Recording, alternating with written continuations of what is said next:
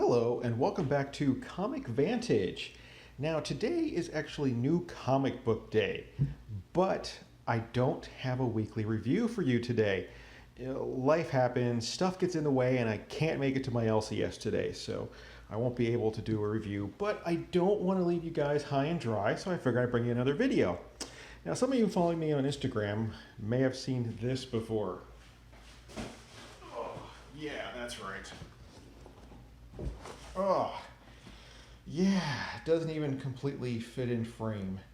This is a long box of comic books that I recently picked up.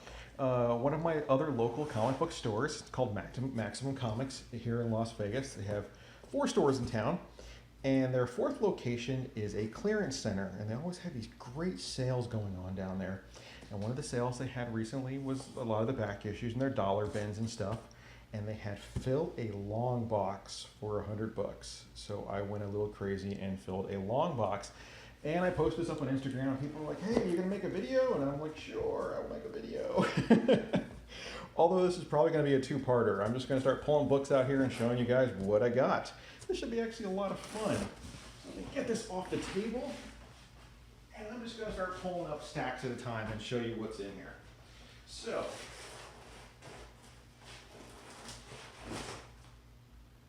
let me just grab my first stack.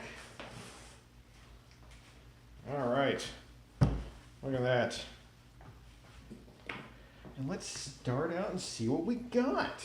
So first up, I picked up this Dead of Night featuring the Scarecrow. I don't even know why I grabbed this. I just thought it looked cool and I just wanted it. So I grabbed it. What year are we coming out of on this thing? This was a 1975, and like I said, these were all dollar bin finds, although, you know, coming out of $100 for a long box, it works out more like 40 cents a piece that I paid for these guys. Next up, a Transformers IDW number 4, Dawn of the Autobots. I've just been going around and collecting a ton of Transformers comic books because I want to catch up on them. Let's see what else we got in here. Oh, looks like we got a nice little run of X-Force, starting with number 18. Cool Greg Capullo cover there. Oh, that's part of the Executioner's song. And number 20. I'm a sucker for 90s X-Force. I really enjoyed this series. Number 22, more Greg Capullo. 24. 28. You see, it was actually a pretty decent run. 27. Oh, I have them out of order. 26. Gotta put them in order.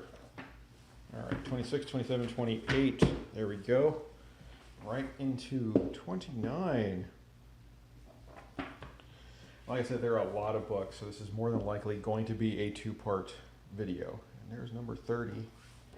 But Tony Daniel, I wonder if he actually did all the artwork in this as well. Sure did. Tony Daniel's a great artist too. Oh, and this guy's name is Extreme. All right, next, let's see, what else do I got here? There's a good old Wolverine, number 89. Marvel Comics presents Wolverine, number 98. I had to get it just because Sam Keith. I loved his work back then. I love his work now. I'm so excited for the Max Batman series to come out.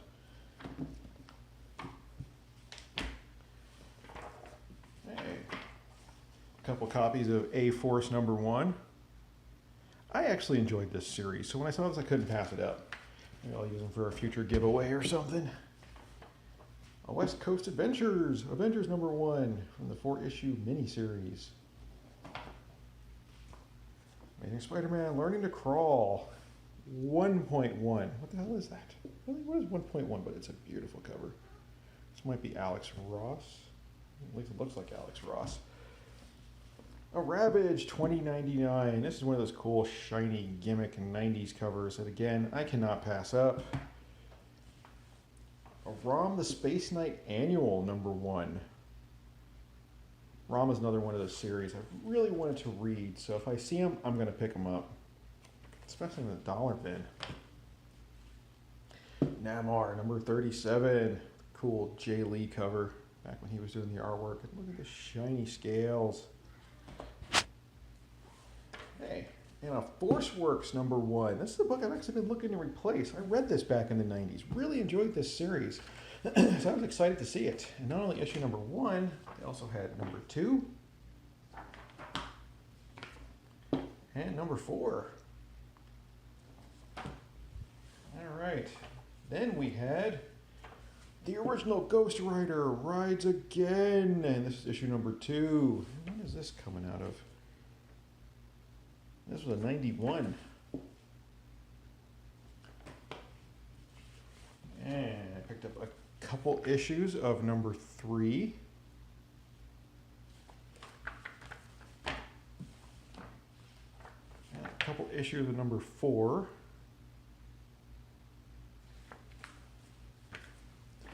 And then I found this in there. The end of the Ghost Rider. Number 81. Issue 81.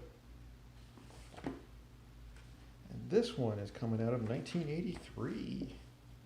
It's a pretty decent copy. It's got some ticks to it, but you know, I couldn't complain for 40 cents, right?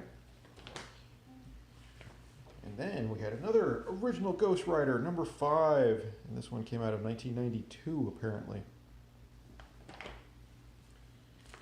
And still on the poly bag, Morbius number 1.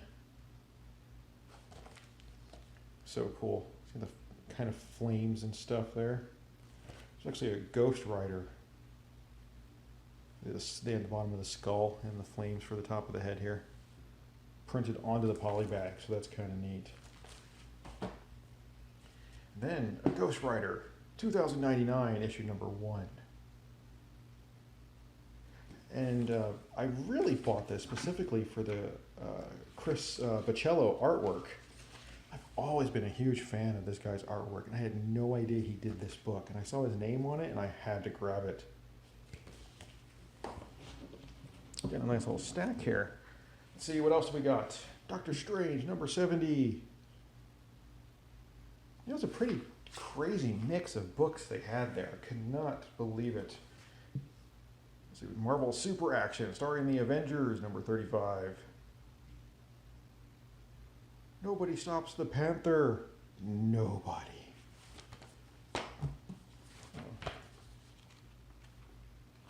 What year are we coming out with this thing? And this actually reprints Avengers number 74 from 1970. And this was reprinted in 1981, it looks like. So yes, that was a reprint. And then Iron Man 234. Sucker for old Iron Man books too. Amazing Spider-Man number 358. This is the late January issue. Gotta love that when they did bi-monthly. Great cover on that too. I'll pop this open. That's pretty cool. Love that cover. You know, nothing too exciting or expensive in this stack, but you know, it's actually a lot of fun. I love this. And then we got Peter Parker, the Spectacular Spider-Man number 10. Cannot beat that for 40 cents. Starring the White Tiger. Yay. And then we got Peter Parker, Spectacular Spider-Man number 47. Hey, you can win a Toys R Us shopping spree. I don't want to grow up, because if I did. And another Peter Parker, the Spectacular Spider-Man number 48. And then we are over to an Amazing Spider-Man 343. If I'm not mistaken, this is an Eric Larson issue. Now I'm curious. Yep, Eric Larson.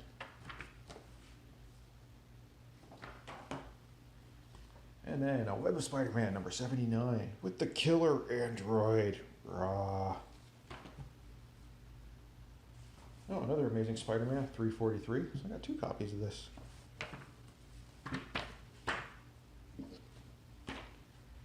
And a Web of Spider-Man number 2. A Web of Spider-Man number 3. I still need to go through a bag and board all these guys too. Mighty Thor 367.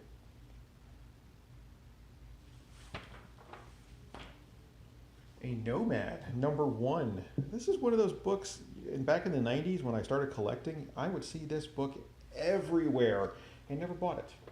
So I figured, hey, what the hell, let's check it out. 1992. Starriers, The Quest Begins, #1, and that actually looks like a Bill Sienkiewicz cover. And there are a few of these. I think I have, they're here somewhere, but I think I have like issues #3 and 4, maybe 5 and 6 as well. They were all in that box. But they were all separated all over the place. So, The Incredible Hulk versus Quasimodo, #1. A one-shot collector's item. Yeah, one-shot collector's item. 1983 on that. Who will win? Maybe the Hunchback? Sensational She-Hulk, #1. The first fabulous issue. Look at that. Hey, if you don't buy my book this time, I'm going to come to your house and rip up all your X-Men.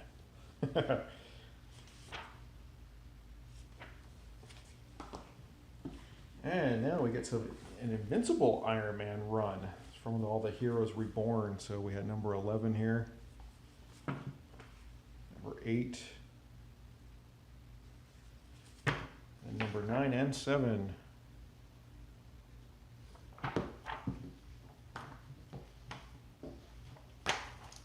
All right, first stack down.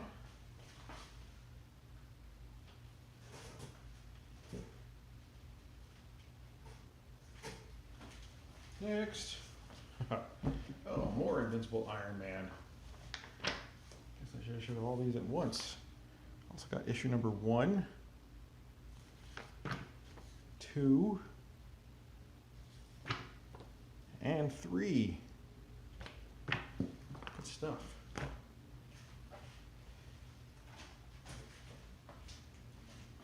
All right, put all these back.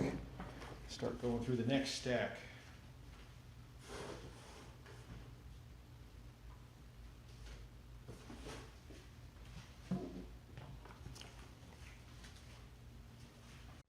All right, next in the stack, we have Iron Man 238.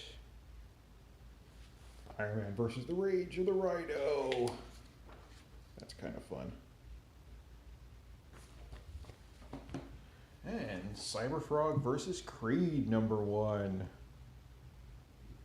was a huge fan of Creed and Trent Kanuga back in the day, so I had to pick this up when I saw it. This was actually kind of fun that I didn't notice was there, but we have some Appleseed. I've always been a huge fan of this manga, and I've been a fan of Shiro as well for a long time. You know, the anime, the mangas, I love them, so I had to pick this up. And we got Book 2, Volume 2, Book 2, Volume 3, and then Book 2, Volume 5. And these are all nice prestige formats. All black and white. I love black and white comics. And all the covers are Art Adams. So that was really cool. Oh, you could just look at her and tell that was Art Adams. These are from 1989.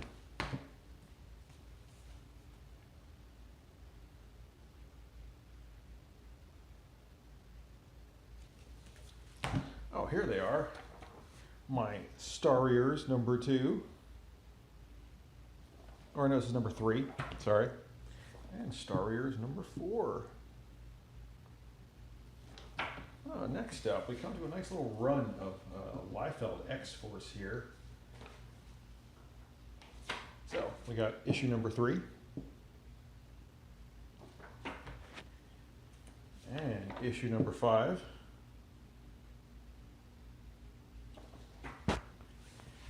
Couple copies of issue #6. Like I said, a lot of these multiple copies I'll probably end up using for giveaways or grab bags and things like that. And issue 7. Issue number 9.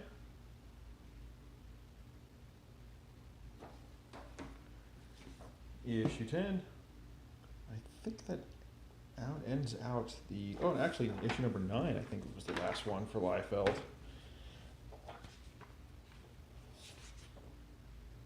Sure was. But hey, like I said, I'm a sucker for X-Force. I've always loved this cover.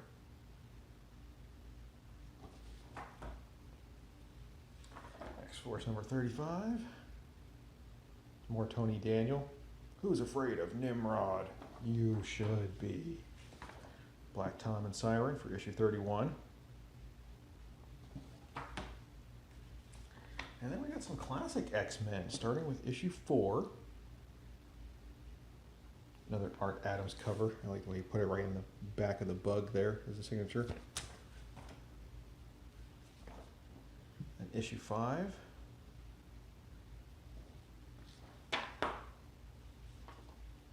Issue 7.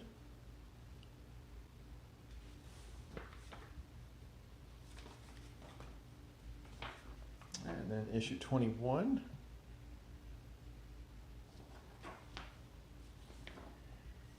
'23. And we have issue number 34.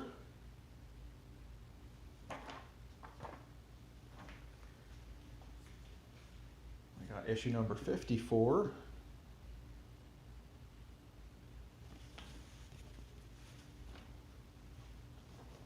I love going through these old books because the ads are just amazing in them. Issue number 55. And then 56. Number 69. And this is a Mike Mignola cover. So that's pretty cool. Another cover where Storm is turning into a brood. And then we got X-Men Classic number 78, and this is an Adam Hughes cover. Again, I had no idea that Adam Hughes did anything with X-Men. 1992, and the story is the romance story. Artwork by Paul Smith, who's actually one of my favorite X-Men artists. I love Paul Smith's artwork. The guy really was on track to just be a superstar. And for some reason, the whole thing just went south for him.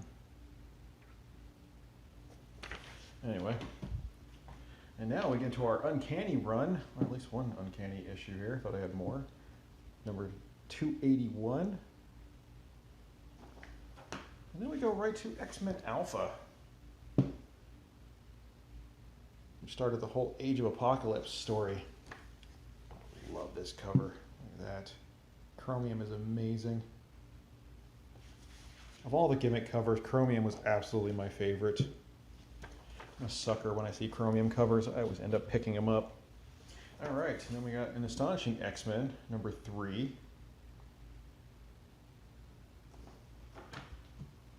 And then a Normal X-Men, number 26. Oh, these are all over the place. I really need to sort them. Sort them and get them bagged and boarded. And we have an Uncanny 282.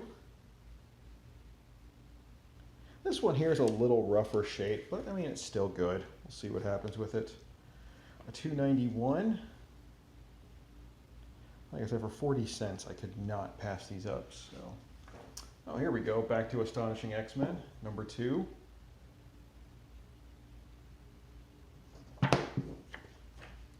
And the Amazing X-Men. Astonishing was actually Uncanny. Uncanny became Astonishing, and then the second X-Men series became Amazing during the whole Age of Apocalypse storyline. And we got some Generation X number 4. It's another one from the Age of Apocalypse story.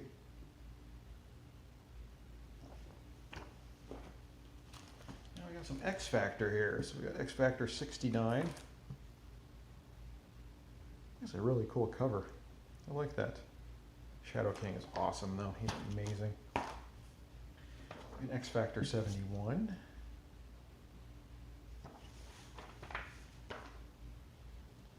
And an X Factor 33. It's a really cool Beast cover. I love that. And we're back to Uncanny again. Issue number are you? 324. And then we have an Uncanny 278.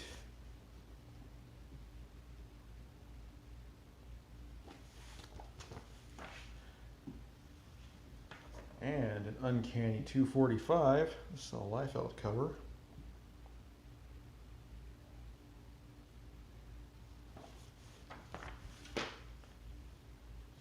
Oh, another Uncanny 281. So I have 2 copies of this.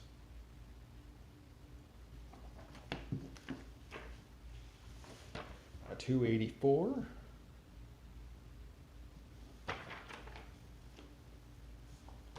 A 272. We're going back into the Jim Lee era here, which is awesome. X-Men 2nd Series #1 Magneto cover.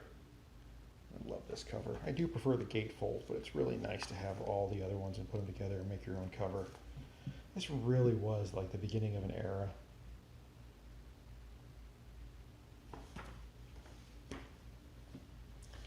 And Thing number 18.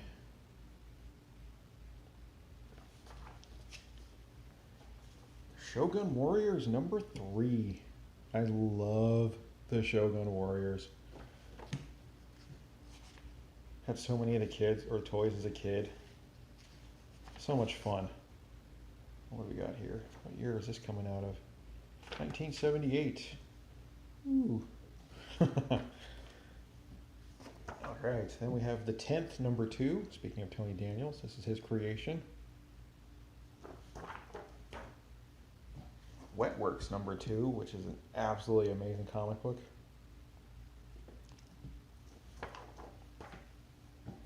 G.I. Joe, A Real American Hero, number 54.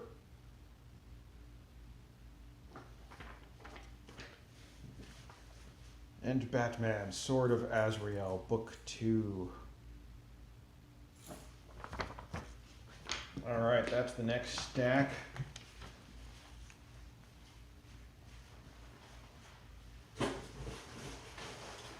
Pop them back into our long box here.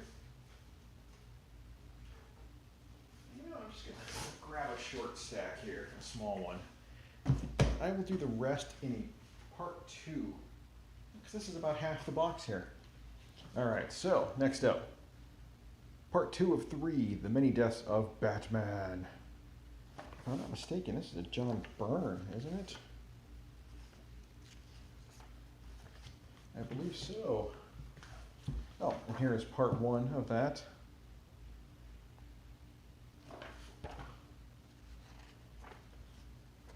Where are you? Let's see if I can find some credits in here.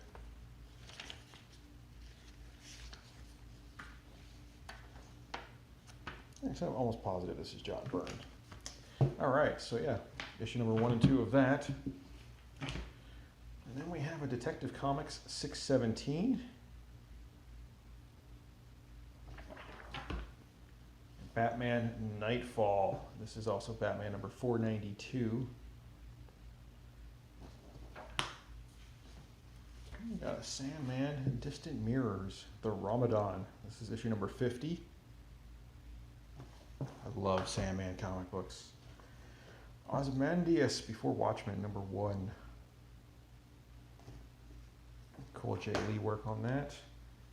And then we have Night Owl, number 1. Why is Joe Kubert credited on this? That is interesting. Andy Kubert pencil, Joe Kubert inks. Oh, that's really cool. I'm doubly glad I picked that up now. I had no idea.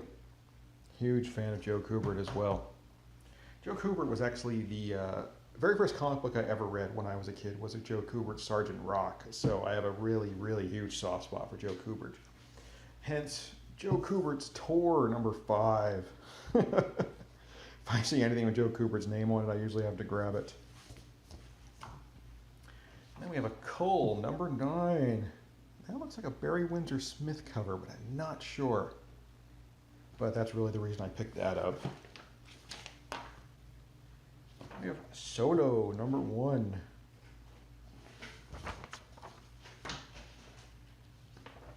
Captain America 363. Never cross crossbones. And a 364. And Avengers 369. This was the Blood Tie storyline that crossed over with X-Men. So it's kind of hard to see. It's cool embossed cover. So neat. Again, these gimmick covers out of the 90s were just the best. I could not pass that up. Even with a little nicked corner, I still needed it in my life. Hey, and then we got Wildcats #4. And this is poly-bagged. Oh, because it has a trading card with it. Yeah, Wildcats #4. Beautiful color on that cover. Look at that. Colors are just absolutely gorgeous. And Doom Patrol #9. Another Eric Larson book. Prime #1. Prime came out of the Ultraverse, which was Malibu's shared superhero universe that they attempted to do in the 90s. It's a really, really cool idea. I loved it. I read all of the Ultraverse titles when they came out back in the day. They were so, so good. A lot of good artists got their start there too, drawing a lot of these things. And a lot of big name artists worked on it too, like Barry Windsor Smith worked on his own book there called Rune. Hey, We Can Never Go Home, issue #5 from Black Mask Studios. Absolutely amazing story. I was in shock to see this. The entire story is written by Matt Rosenberg, who's just knocking it out of the park, working at Marvel right now, writing all kinds of cool stuff. If you've never read We Can Never Go Home, try to find this. Amazing, amazing books. Darker Image #1. This is one of those books that if I see it, I have to buy it. I don't know why. Seriously, it's a 50-cent comic book. Cool. But every time I see it, I buy it. And I know everybody out there has that one book that when you see it, you have to buy. This is mine. No idea why. Dreadstar #1. Jim Starlin's creator-owned book for Epic, Marvel Epic back in the day. Wow, this is a really nice copy too. Can't beat that. Hey, now we're into G.I. Joe. This is #114. Introducing Metalhead. #62. 66. 59.